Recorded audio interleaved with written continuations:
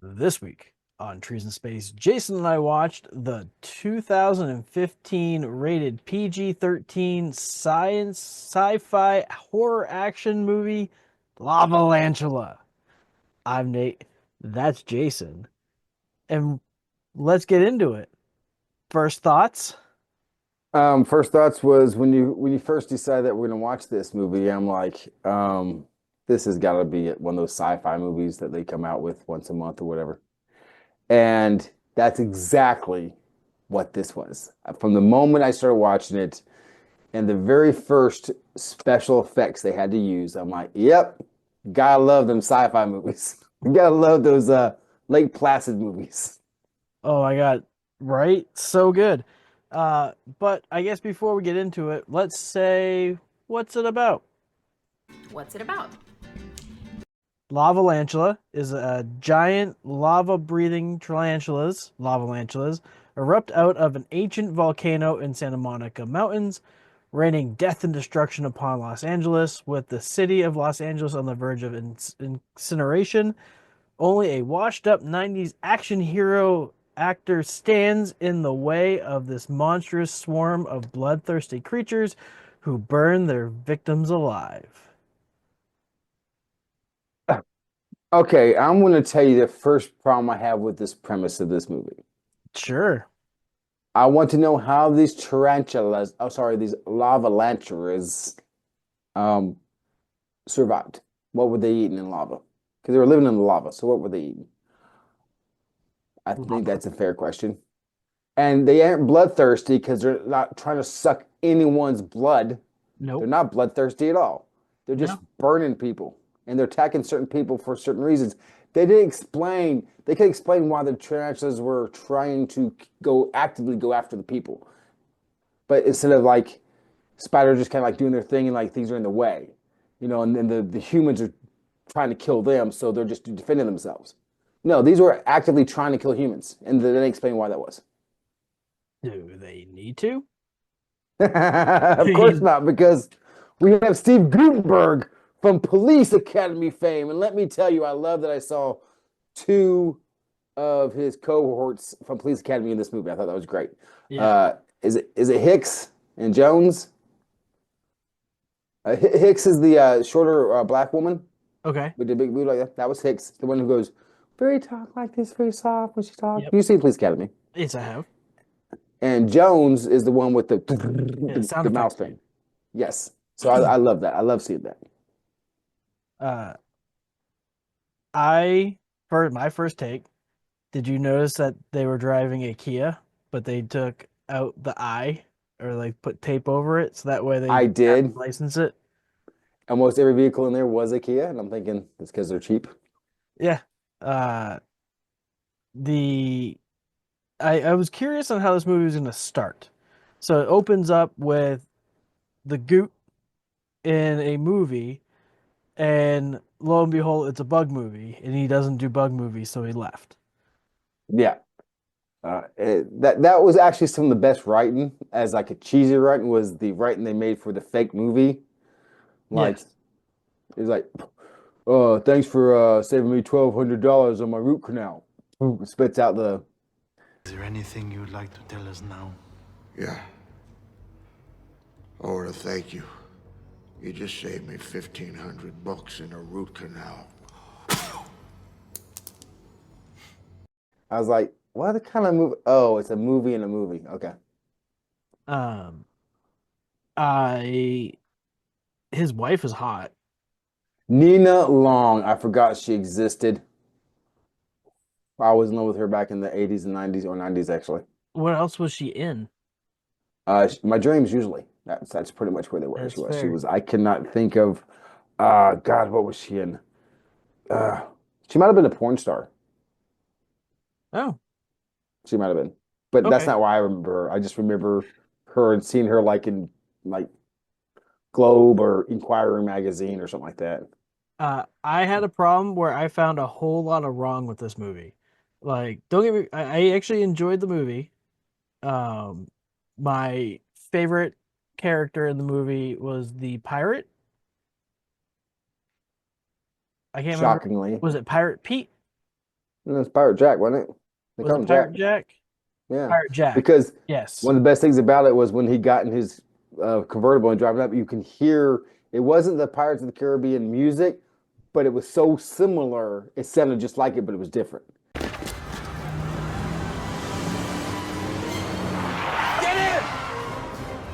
Jack.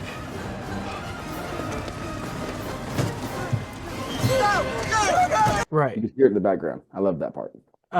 Well, I didn't realize that Ralph Garman is actually a pretty good actor.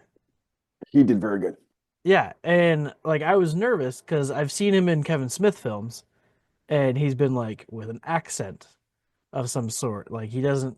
never a straight or has no lines like in Red State.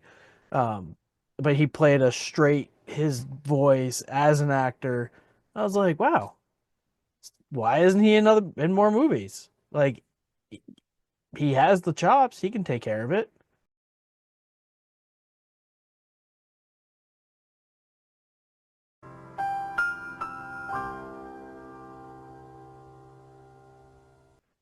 Yeah, he had very few lines. He was okay. I knew you were going to say something about him because he's your man. Uh, He's the reason he why I wasn't watch. bad. I think one of the best things was the the character actor. He's the one who played in Sandlot. The guy that was with him on the bus said he's his biggest fan. The curly haired guy with the freckles. Yeah, I'm trying to find his Um, Trick Arena. sure, sure. I think he was the best actor in the whole show. I think he was just the best actor in the whole show. Um, He definitely played up to the part of being a good B movie actor, I mhm. think. Like he was punchy with it. He was like not taking it too serious, but And just nobody serious was. enough. And in case you're wondering, if you watch this movie with tarantulas and bad editing and sci-fi thing, if they are trying to be serious, there's one scene where you know they're not trying to be serious. He runs into Ian, whatever his name is. He goes, "Hey, we got tarantulas coming." He goes, "Hey, man, I've got to deal with sharks." Hey, West! Yo! Nice shotgun! I know you're from. Look, you gotta get off the streets. There's giant spiders everywhere. I'd love to help you, but I got shark problems right now.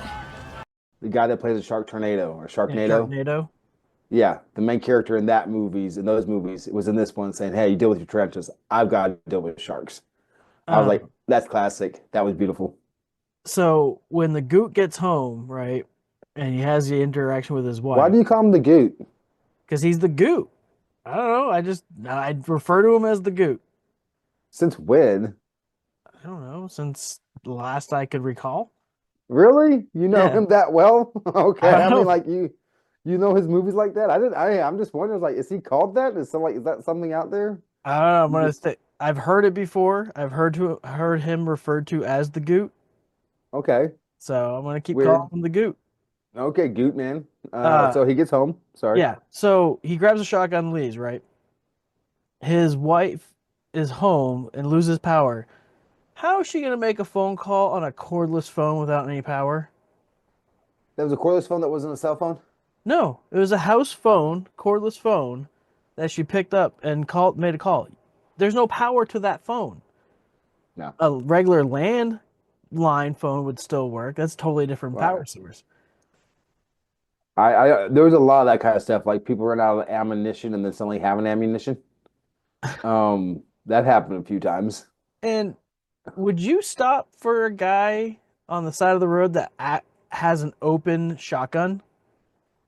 Like If he's pointing it at me. he's like, "Hey," and holding the Yeah, shotgun out, like nobody's gonna no, stop for you.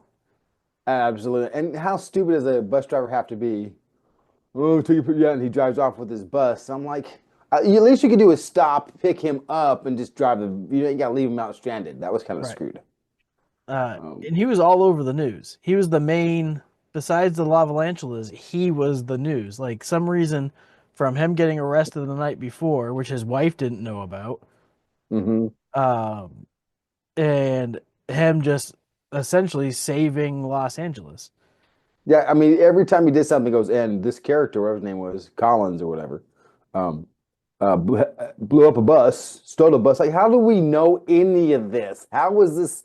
They knew it right after it happened. I was literally just about to say the news reports happened really quickly. Yes, Like, extremely fast. like yeah, within milliseconds of each other is going off. I will tell you that I was kind of surprised that the son's spoiler alerts main love interest, even not love interest, but his friends. I was surprised they all died. Yeah. I was kind of, I mean, I figured what that one would die. I figured maybe the girl would die or the boy, or the friend, probably the friend, the girl would live. I was surprised they killed all three of them off. I Same. mean, I was like, wow. Uh, I was about to spoil it, but I'm not going to spoil it. Did you pay attention to the shotgun? The one that he bent like that, and then they cut it off and made it that one. Yes, that Yes. shotgun. So I have timestamps at 35:55. You find somewhere safe. You gotta warn people. What about the ride? Get off the street! Everybody, get off the street! Take cover! Everybody, get off the street! Get off the street! Look, make sure everybody finds cover and everybody gets safe. You got me? Okay. So I'm like your co-star. Yeah, you're my co-star. Yeah. Right. Just meet me back here. Don't lose me. Okay. Everybody, get off the street! He has the shotgun, right? This is when he first talks to Pirate Jack and Chris. Mm-hmm. At 36:01, no shotgun. There, he's talking to Chris. There's no shotgun. The shotgun case is empty.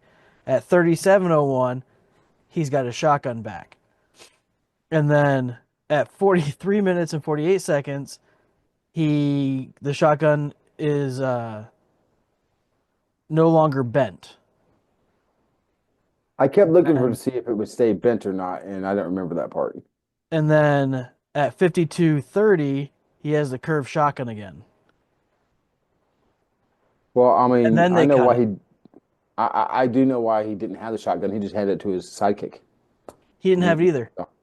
You can't tell. He had it back there. Nope. You It know, was empty. in front of him. It was in front of him. It was It wasn't empty. there. It was Yeah. in his shirt. It was down his shirt, down his pant leg. You ain't gonna see it. That's all. Yeah, he's That's gonna what he run with that. No. did. And then uh, they get into the museum, right? With mhm. this doctor, scientist.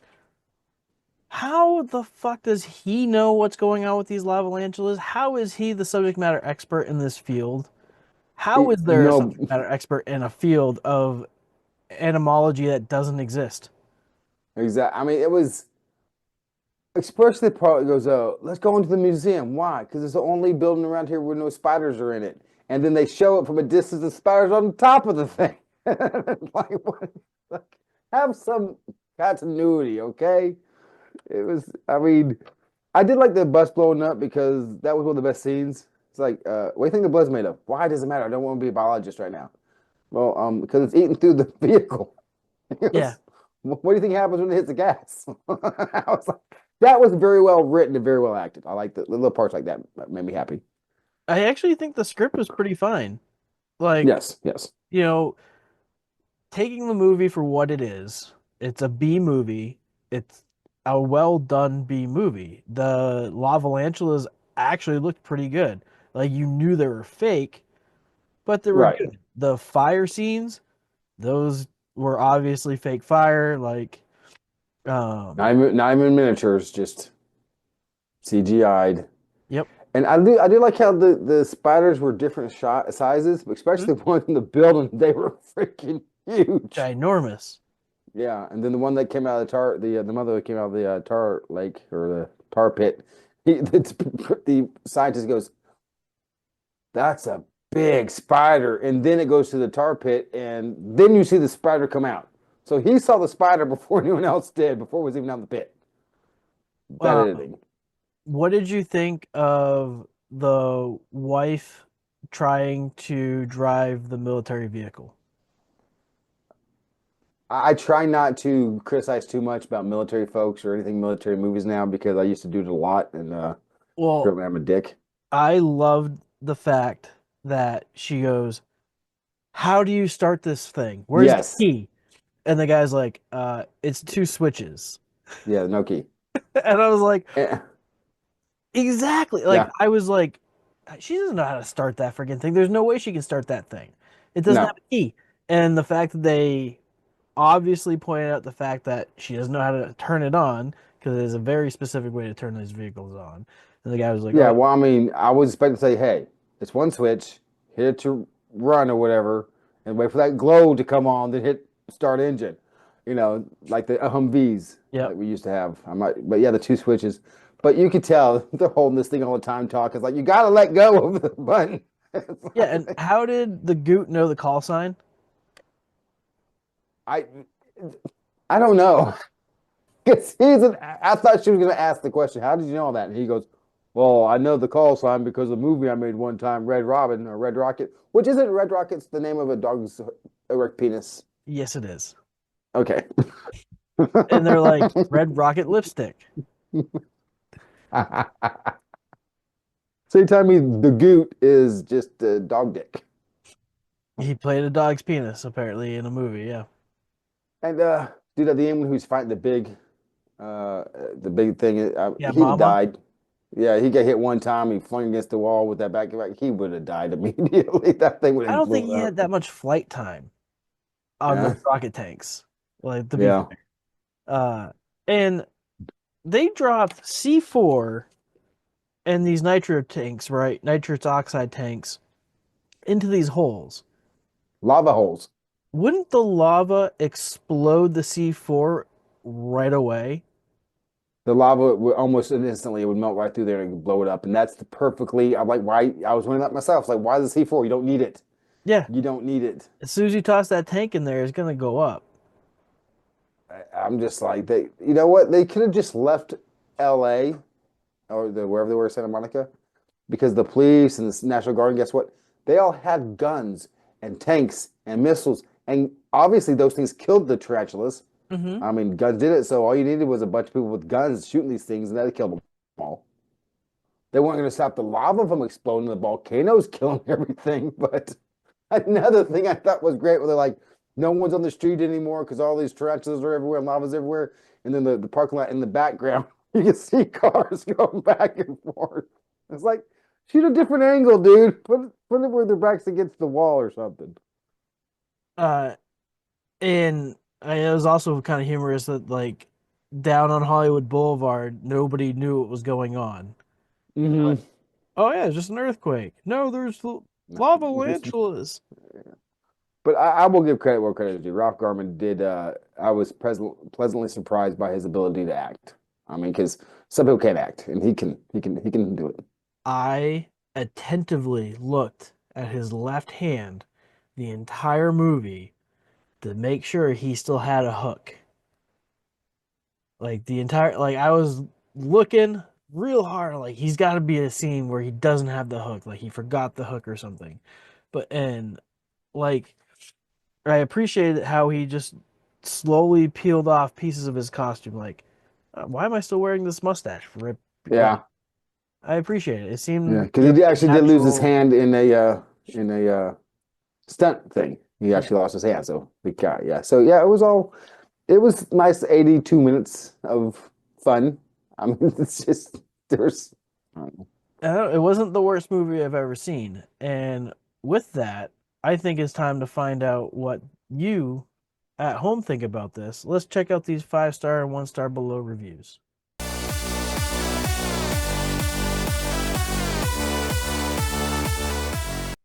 The first 5-star review comes from Sandra M.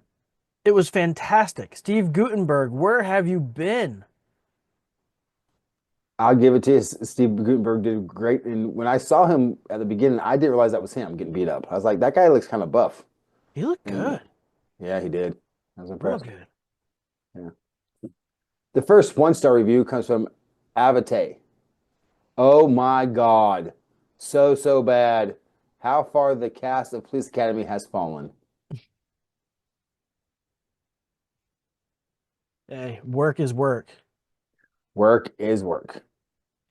The next 5-star comes from Unknown. OM gosh. this has got to be the most coolest of evil spiders ever. No spoilers though. If you want to watch a good flick, then this is the one. Well written, top action from the get go. Even better than Eight-Legged Freaks or Giant Eight-Legged Freaks, I think it's called. That was another terrible one. Not saying this was terrible, but anyway. The next 1 star comes from the same popular writer of Unknown, the most indescribable rubbish I have ever seen. Totally cynical exploitation of dumb American audiences and why it is that LA is a victim of every imaginable disaster. Tidal waves, earthquakes, tornadoes, hurricanes, fires, you name it. Yet it's still standing. Talk about tempting fate. One day the San Andreas Fault will answer that question for good. That was a long. This guy's mad. The last 5-star review comes from, you guessed it, Unknown. This film started just as I was getting ready for bed and ended with 9 of us glued to the telly. Brilliantly entertaining with lots of cheeky little snippets that maybe maybe only the older viewer will appreciate. We laughed and laughed and laughed.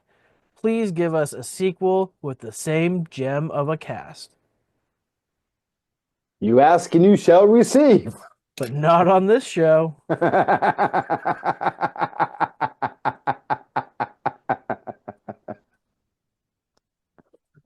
I know it's going to begin of your next video. It's going to be the very first.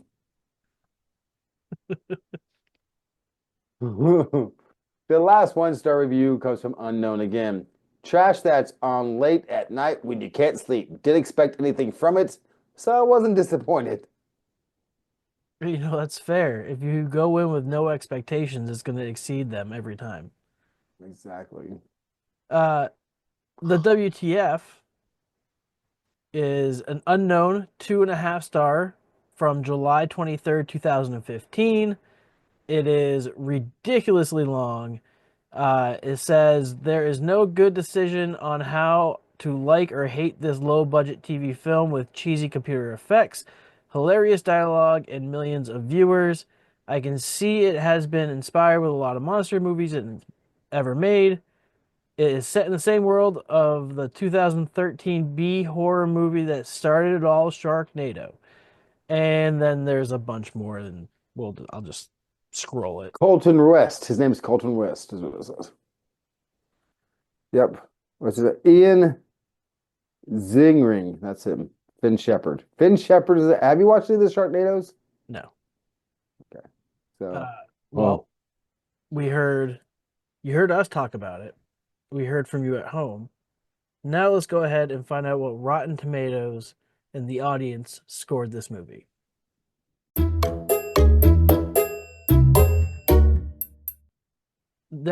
So Rotten Tomatoes didn't even rate this movie. It gets an while you at home rated this at 33%. Hey, at least you had the guts to rate it. And Rotten Tomatoes, what's wrong with you? The movie's been out for what? 10 years. Yeah, rate the movie. Well, now let's get into what we think of this movie.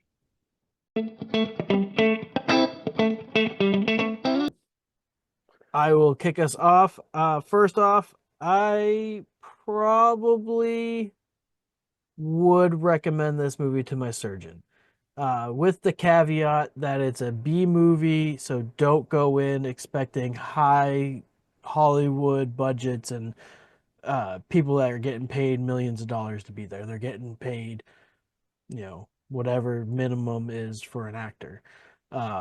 I thought the computer graphics were actually pretty freaking solid for a 5-year-old movie or 10-year-old movie. I thought the acting was fine. For a B movie, the actor they brought it.